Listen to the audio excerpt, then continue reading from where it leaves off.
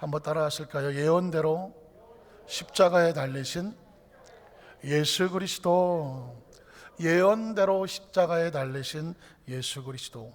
이런 생각을 해봤습니다. 인연인가 필연인가? 한번 따라 하실까요? 인연인가 필연인가? 발음이 좀 그렇긴 하죠. 인연인가, 인연인. 어쩌다가 인연일까? 인연인가 필연인가?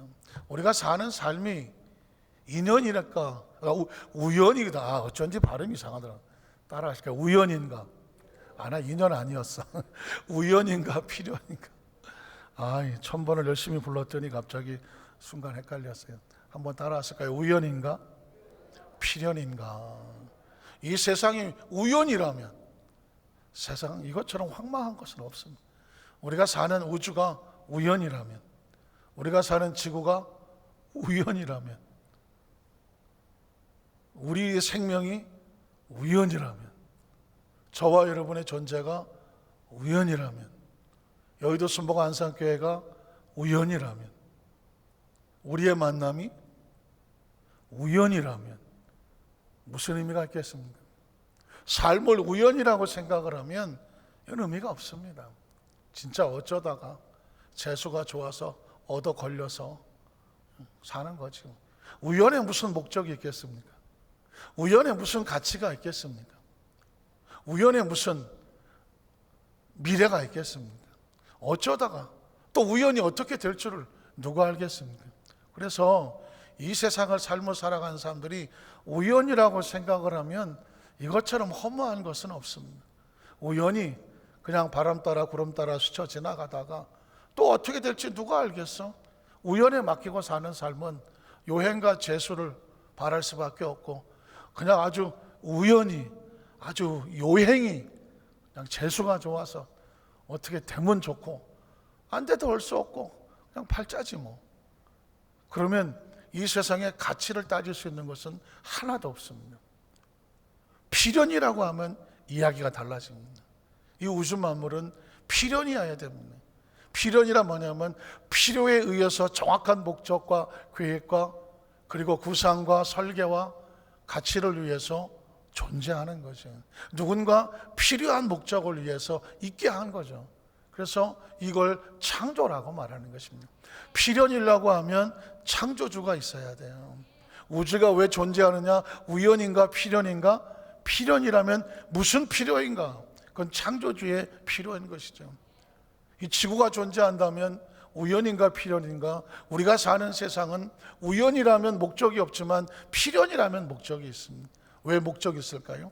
그 우주가 존재하는, 이 지구가 존재하는 곳에는 생명을 위해서 존재하지 않습니까? 지구는 생명으로 존재하지 않습니다. 지구가 없으면 생명이 있겠습니까?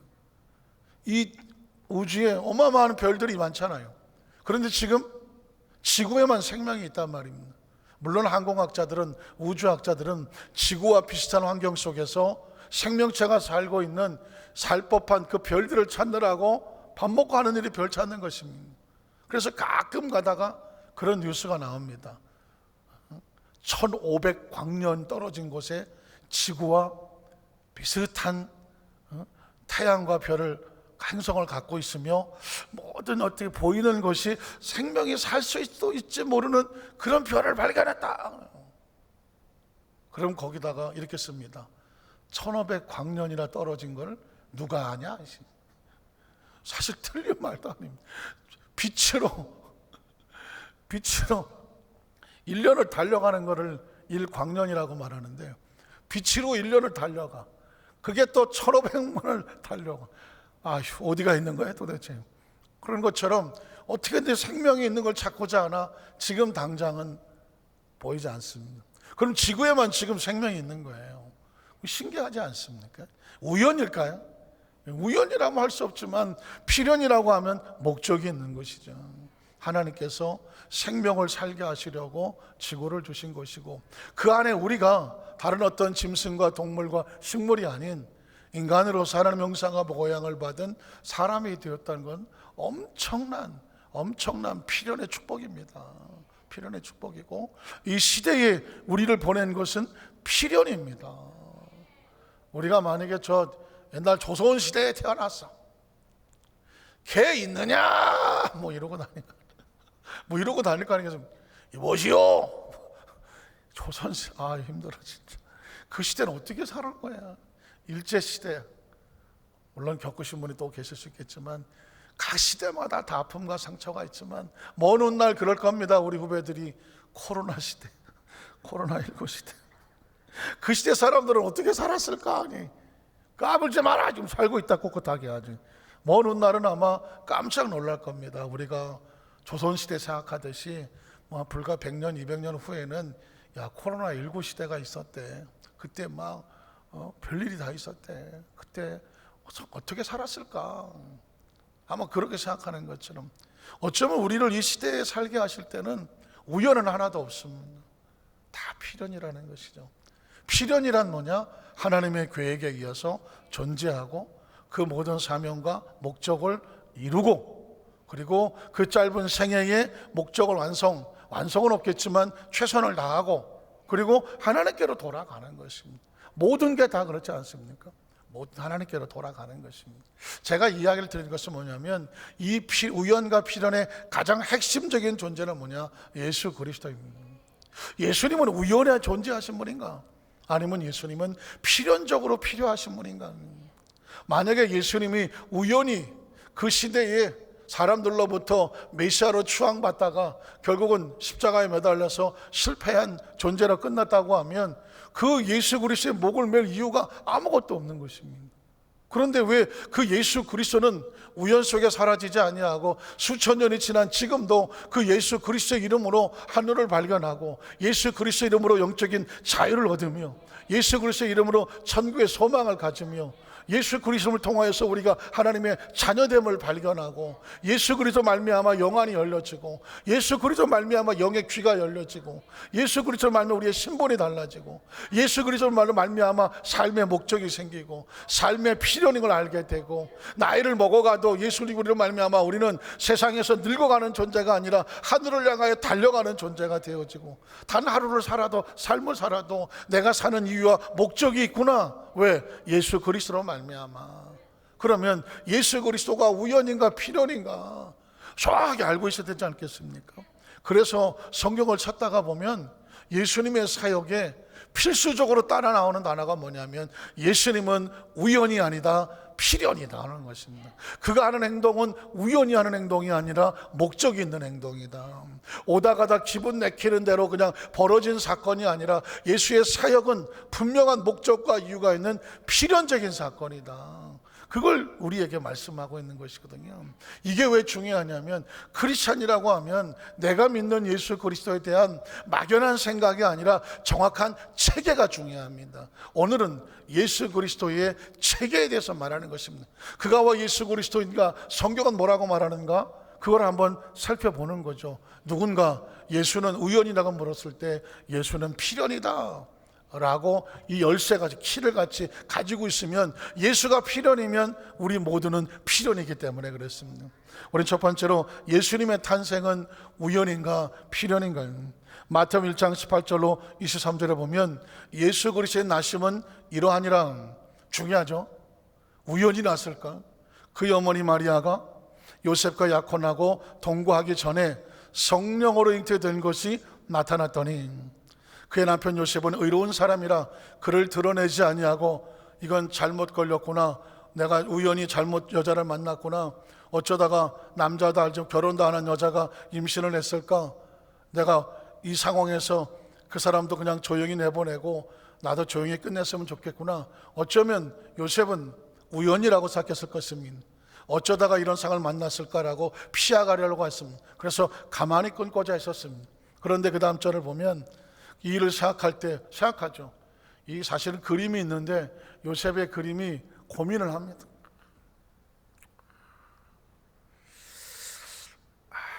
암만 생각해도 뭐 답이 나옵니까? 약혼녀가 배가 나왔어. 이게 살이 쪄서 나온 배가 아니라 계속 나와. 임신을 했어. 뭐 처녀가 임신을 해도 할 말은 있다 뭐 그렇다고 하지만 예전에는 이건 집안 망신에 개망신에 이건 돌에 맞아 죽어도 할 말이 없고 가뜩이나 자기가 마음을 정해서 얻은 약한 여가 사람들 앞에서 돌에 맞아 피투성이가 되는 걸 봐야 된다면 요셉이 이걸 어떻게 살겠습니까? 그러니까는 이걸 어떻게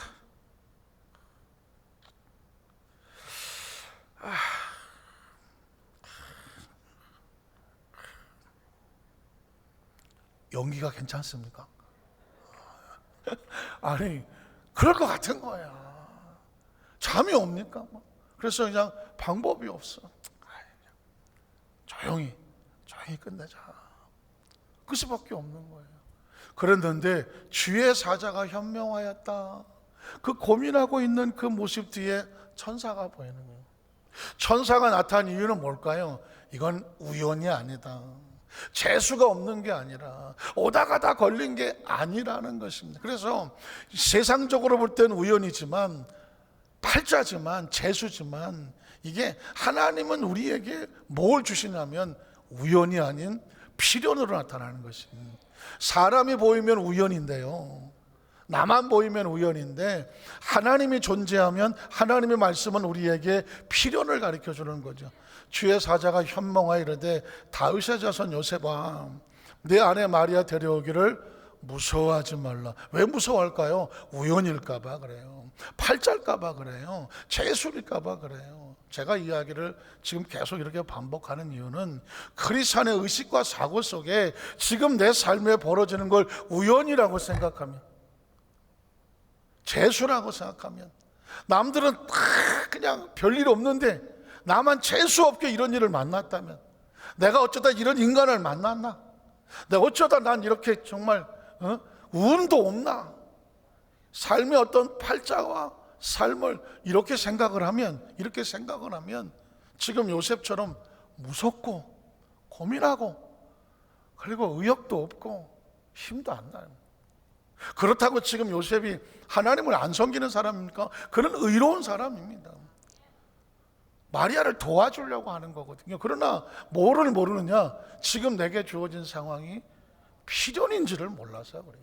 신앙은 아주 핵심적으로 이 상황을 필연으로 발견을 하면 힘이 생깁니다. 왜? 필연은 내 목적이 아니라 하나님의 목적을 위해서거든요. 한번 따라하실까요? 하나님의 목적을 위해서거든요.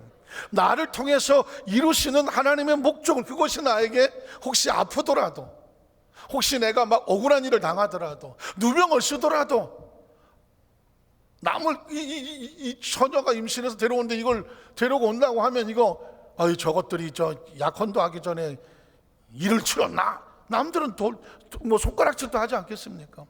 그럼에도 불구하고 누구를 위해서? 하나님의 목적과 영광을 위해서입니다.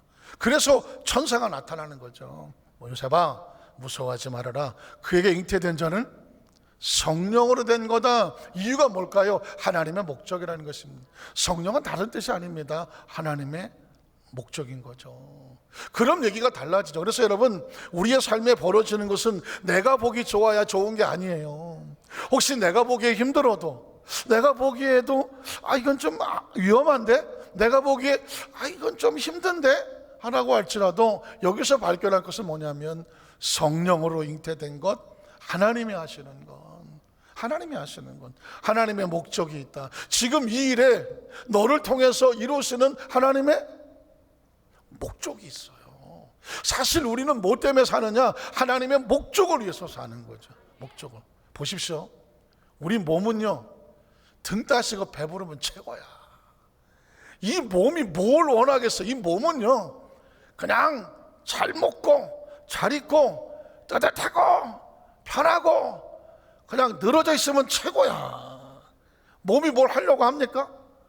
몸은 뭐 하고 싶은 의욕이 없어. 그냥 잘 먹고 잘 입으면 돼. 그럼 몸이 하는 대로 하면 그렇게 살면 돼요. 그냥 어디 가서 잘 먹고 잘 입고 따뜻하게 있으면 그냥 아이고 좋다 이러고 있어. 그런데 이 몸이 원하는 대로만 살면 마음은 그게 아니야. 아무리 등 따시고 배불러도 마음이 편하지 않냐면 몸이 하는 대로 안 한단 말입니다. 생각해 보십시오. 어디 가서 남의 집 물건을 훔쳐갖고 등 따시고 배부르고 앉아 있어. 몸은 편해. 몸은 뭐 남의 건, 네 건, 내 거 없어. 그냥 내 몸만 좋으면 돼. 그런데 마음이 편해요, 안 편해요? 마음이 안 편하지.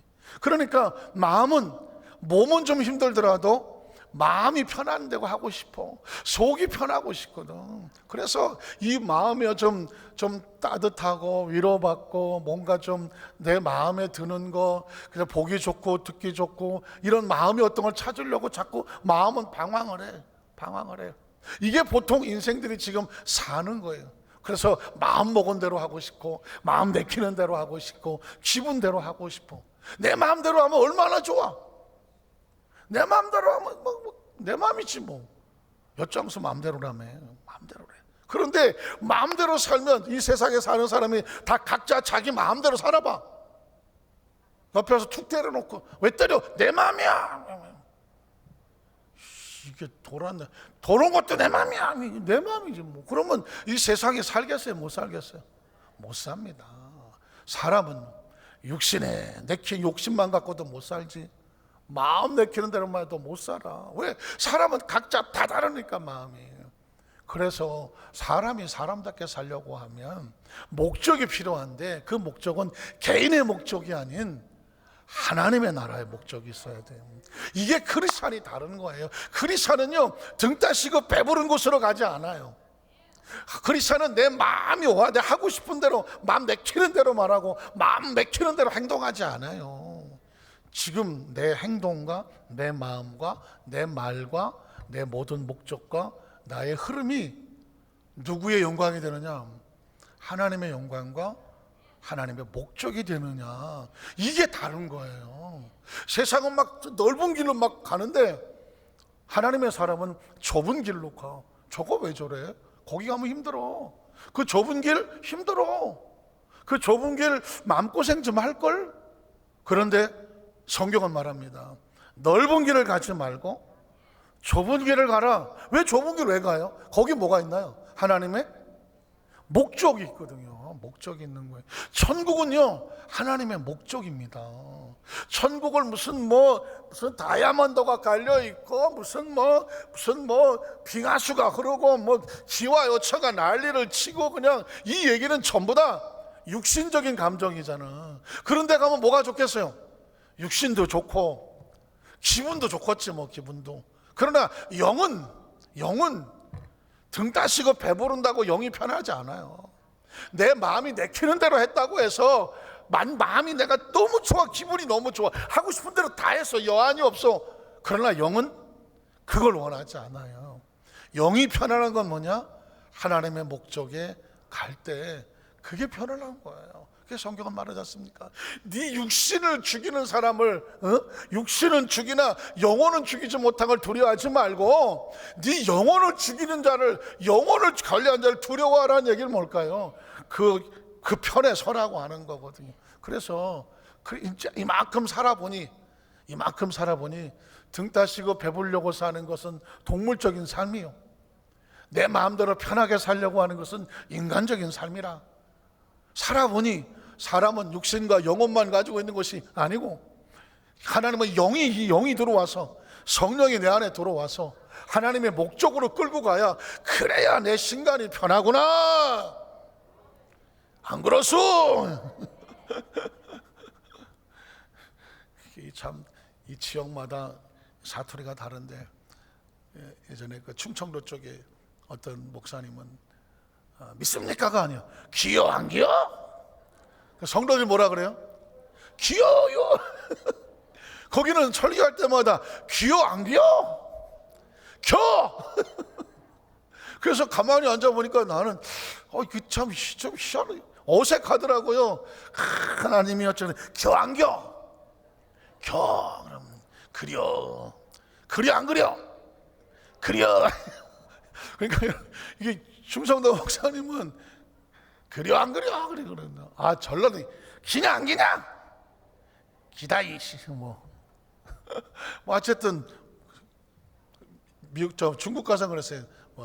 쌍신망 그랬나 믿습니까? 쌍신망 나도 잘 몰라, 외워서 막 간 거예요. 다 다르나 목적은 뭐예요? 목적은 하나님의 목적에 내가 있기를 원합니다. 굉장히 중요한 걸 합니다. 요셉이 성령으로 뺐다라는 목적을 발견하니까 그 다음 절은 뭐라고 말할까요? 아들을 낳으리니 그 이름은 예수라고 해라. 이름에는 목적이 있습니다. 이름에 목적이 있는 거예요. 이름의 뜻이 왜 필요합니까? 목적이기 때문이죠. 이는 그가 자기 백성을 그들의 죄에서 구원할 목적을 가진 자예요. 그게 구원자예요. 구원할 목적을 가졌어. 그래서 하나님의 아들이 이 세상에 보냄을 받아서 육신을 입고 성육신 그 영광을 버리고 낮고 천한 곳에 자기 비하 오셨으니 그를 믿는 자마다 멸망치 않고 영생을 얻으며 그 죄에서 구원하시기 위한 구원자로 오신 분이 누구다? 예수. 이름에는 목적이 있는 것입니다. 여러분은 하나님의 자녀입니다. 믿으십니까? 하나님의 자녀는 목적이 있는 거죠. 하나님의 자녀는 두 자로 줄이면 뭐예요? 하나님의 자녀를 두 자로 줄이면 자녀? 요즘은 무조건 줄이더만. 진짜 친구는 찐. 난 또 찐만두 들어봤고 찐빵은 들어봤지만 진짜 친구는 또 찐이라 그러네. 내 찐이요. 찐빵이야. 줄여서 하는 거거든요. 하나님의 자녀를 두 자로 줄이면 하자. 뭐 하자는 거예요? 하나님의 영광의 목적을 위해서 일하자 그러면 되죠. 기도하자 그러죠. 그러니까 제가 이렇게 물론 좋겠지만은 목적이 있어야 되는 거죠. 구원하자다. 그러니까 하나님의 목적이 선포되잖아요. 사실 설교는 뭘까요? 설교는요, 하나님의 목적이 선포되는 거예요. 그러면 그 아멘은 뭘까요? 그 목적을 내가 품겠습니다. 목적대로 살겠습니다. 목적이 나를 살립니다. 목적의 편에 서겠습니다. 이게 아멘이지. 기어 안 기어? 그리 안 그려? 어색하고. 그 다음 절 볼까요? 그랬더니 이 모든 일이 된 것은 결국 이 얘기하려고 하는 거죠. 이 모든 일이 이루어진 것은 주께서 하나님께서 선지자로 구약에 예언된 말씀을 뭐 하시려고? 이루려죠. 이루려 하심이라. 목적을 정했잖아요. 하나님 목적이 미리 선포된 걸 뭐라고 말해요? 예언이라고 말하죠. 하나님 목적이 미리 선포된 걸 예언이라고 말하고, 그 목적이 그럼 예언됐으니 이루어져야 되기 위해서는 목적을 이루려고 오시는 분이 있어야 되죠. 오시려 오신 분이 바로 메시아고, 그 메시아가 탄생했으니 이제는 이 목적의 예언이 뭐가 된 거예요? 완성이 되고 이루어진 거죠. 그래서 예수님이 하시는 모든 일은 우연이 없다. 목적을 이루려 하시는 필연이다는 거죠. 그래서 복음서를 읽으면 복음서 내용, 아무리 내용이 많아도요, 주제가 있잖아요. 주제. 논문이라고 하는 건, 논문을 써보면 논문이라고 하는 것은 뭐 이따시만하게 두꺼워도 그 내용이 한 주제가 있거든요. 주제를 가지고 전개를 하고 뭐 무슨 실험을 하고 데이터가 나오고 그걸 비교를 하고 했더니 이런 결과가 나오고, 그래서 또 다른 어떤 것을 제시할 때, 이론을 제시할 때 논문을 쓰는 거거든요. 성경은 뭐 66권 이러고 있지만 주제가 있단 말이죠. 주제는 뭐냐? 구약은 하나님의 예언이, 목적이 예언된 거고, 예수 그리스도는 그 목적을 이루려고 오신 분이고, 그래서 예수 그리스도 말미암아 목적이 이루어졌기 때문에 구약은 이루어진 약속이라 구약이라고 부르는 거고, 그럼 예수님이 오셔서 새로운 약속을, 목적이 예언됐으니 다시 오실 예수 그리스도, 그리고 하나님의 나라, 그 약속이 지금 우리에게 존재하고 있으니 무슨 약? 신약이라고 말하는 거죠. 역시. 그러면 이건 언제 이루어지느냐?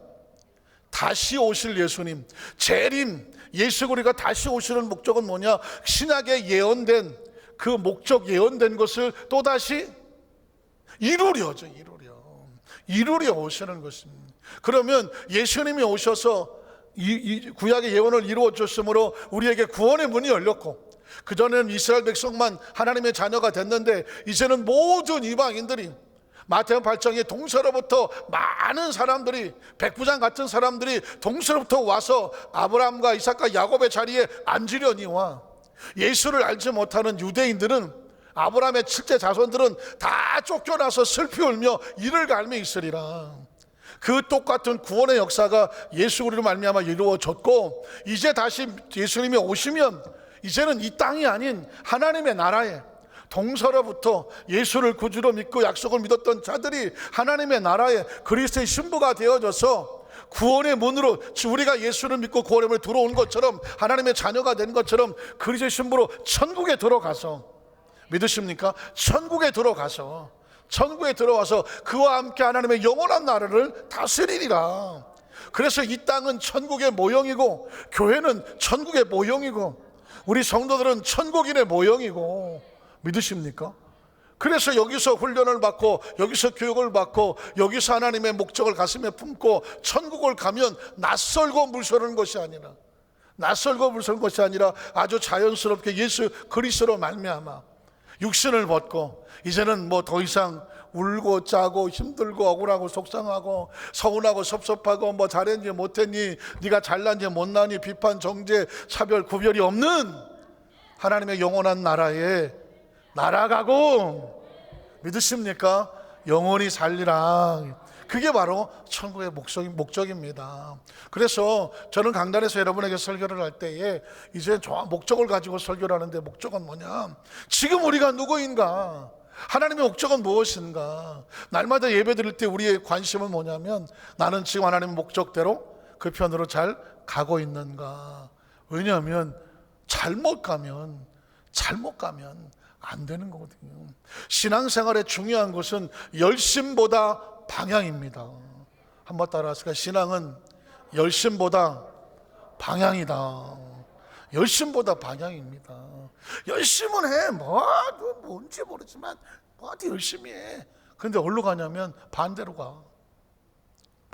옛날에 혹시 여러분 그런 일 없나요? 제가 옛날에 미국에서 신방 갈 때 그랬다잖아요.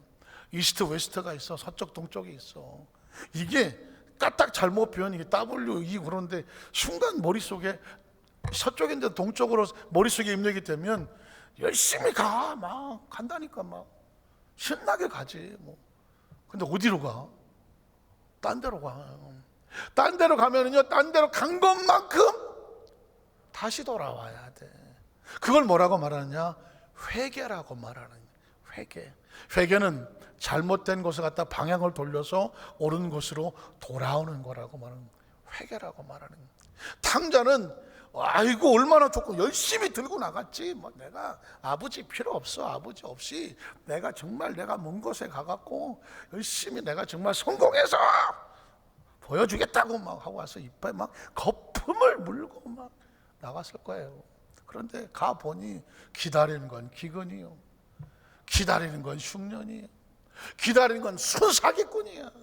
여러분 술집에 가보셨어? 우리 성도들은 그런 건 몰라. 오로지 기도와. 제 생각에 우리 유아영 장로님은 평생 술집은 안 가신 걸로 알아요. 왜냐하면 일찌감치 신앙생활 하시면서 결혼도 목사님이 소개해 주시는 바람에 그냥 믿습니다 하고 마치 이삭과 리브가가 만나는 거죠. 안 가신 것 같아. 근데 우리 김용재 장로님은 술집에 좀 가봤을 것 같아.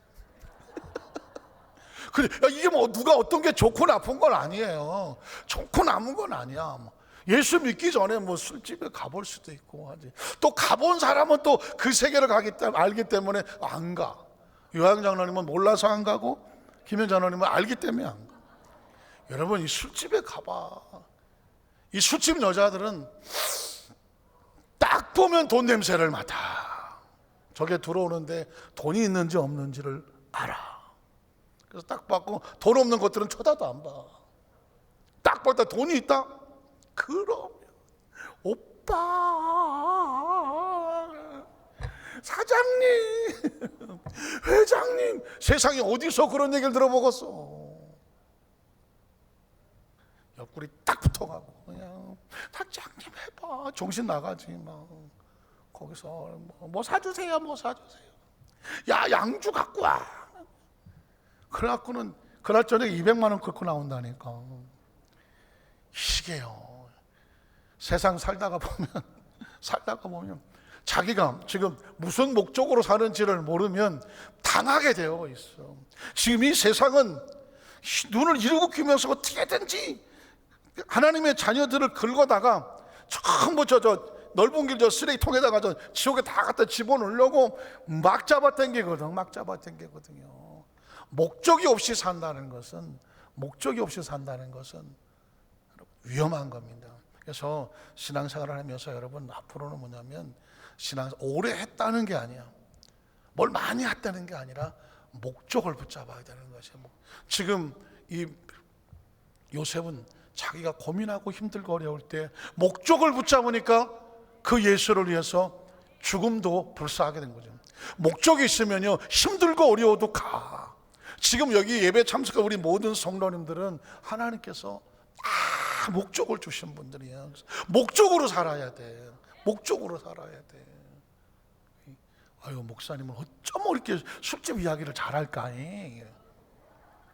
묻지 마. 그냥 목적만 가죠. 저는 온실에서 자라는 사람은 아니에요.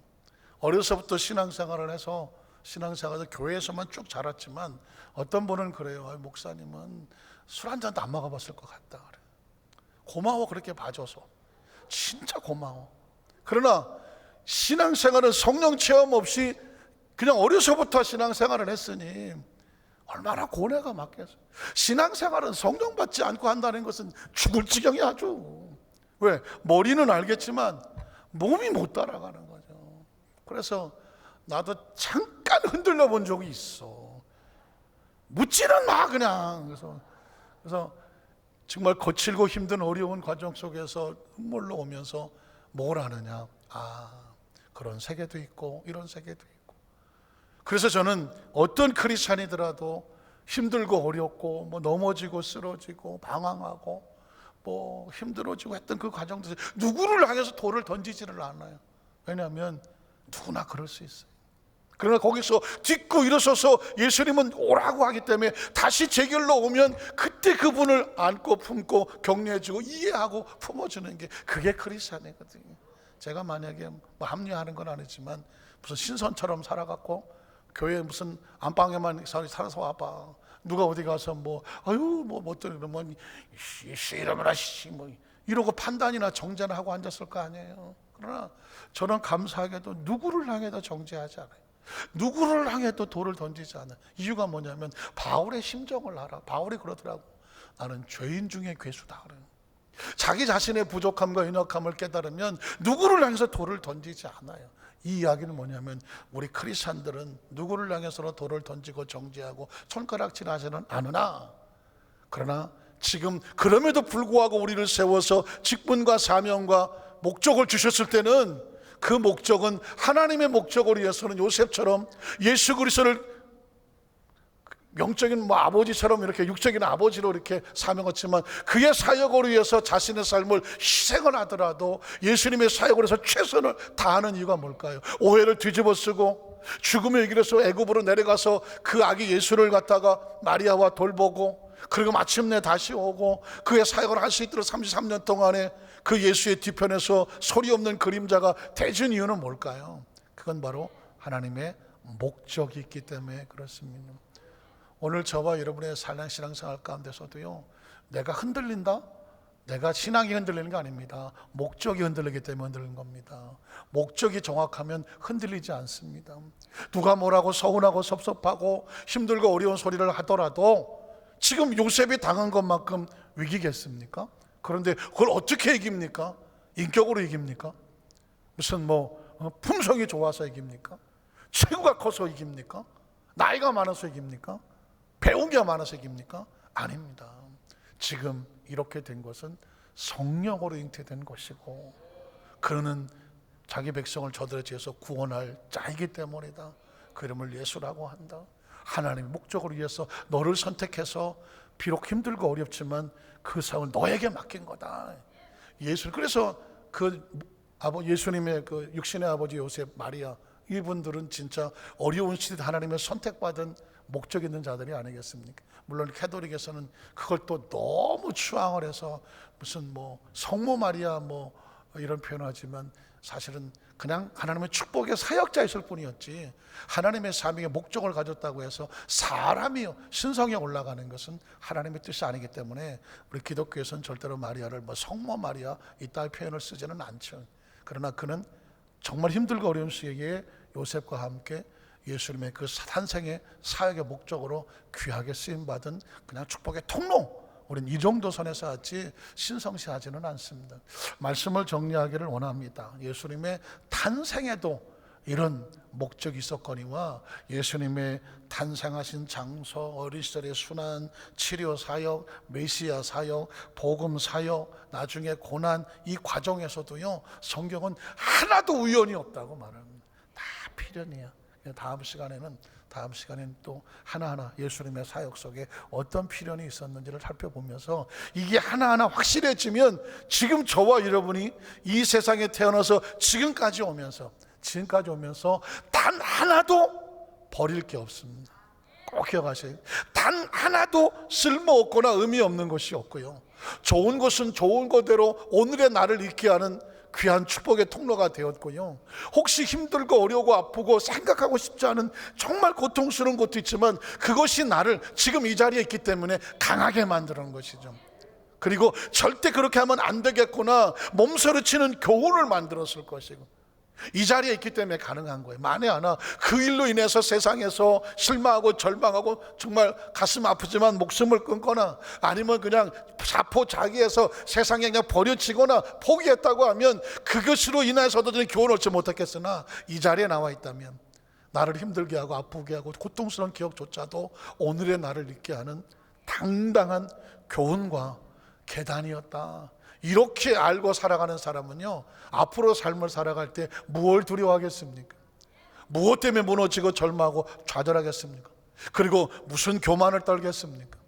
누구 앞에서 자기 잘난 척을 하겠습니까? 그저 나는 죄인이요, 괴수 중에 괴수요, 바알과 같이. 그러나 그가 나를 통하여 그리스도의 복음의 목적을 위해서 세우셨으니 내 목적이 타다 남은, 불 속에 타다 남은 나무같이 초라하나 그가 깎아서 쓰시겠다고 하니 남은 나의 토막이라도 주께 드리겠습니다.